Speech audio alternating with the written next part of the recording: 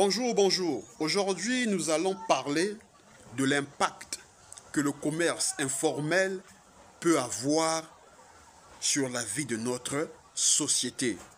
Le commerce informel, c'est tout commerce où il y a échange financier sans qu'il y ait la présence des pouvoirs publics. C'est-à-dire que le commerce qui ne paye pas les taxes et les impôts. Ce commerce informel est en train d'aider la jeunesse désœuvrée sans emploi de prendre soin dignement de leur famille. Alors, lorsque ce commerce devient étouffé, ce commerce aussi peut devenir source de mécontentement populaire.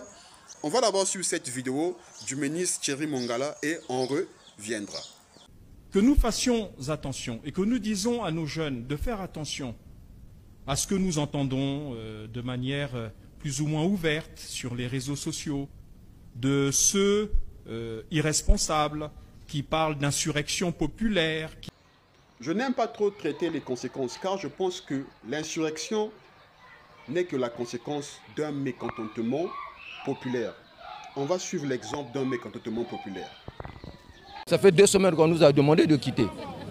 Nous on a dit on ne peut pas quitter parce qu'il y a 30 ans que nous sommes là. Nous sommes des nationaux.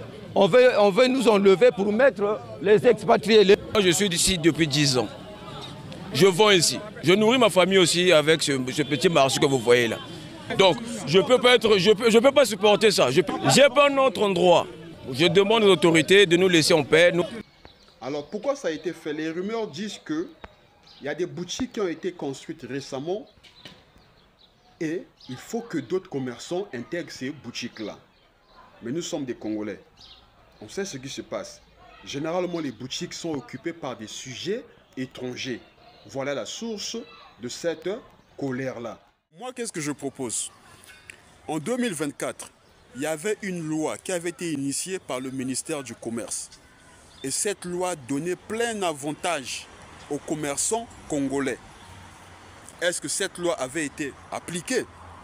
Ça, je ne sais pas. Mais au-delà de cette loi, il y a plusieurs stratégies. Le gouvernement peut créer un crédit. Comme là, maintenant, les Congolais veulent faire du commerce, le gouvernement peut créer un crédit immobilier. Et c'est à ces commerçants-là, vraiment, après enquête, qui ont des commerces sérieux, qui vont prendre ces crédits-là afin d'occuper des boutiques.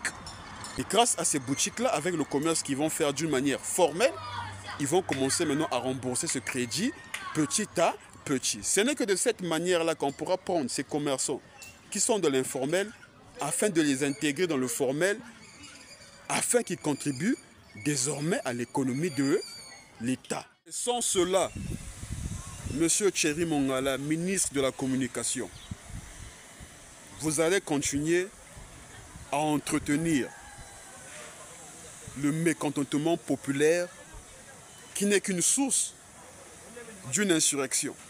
Ce que je ne souhaite pas. À très bientôt, merci.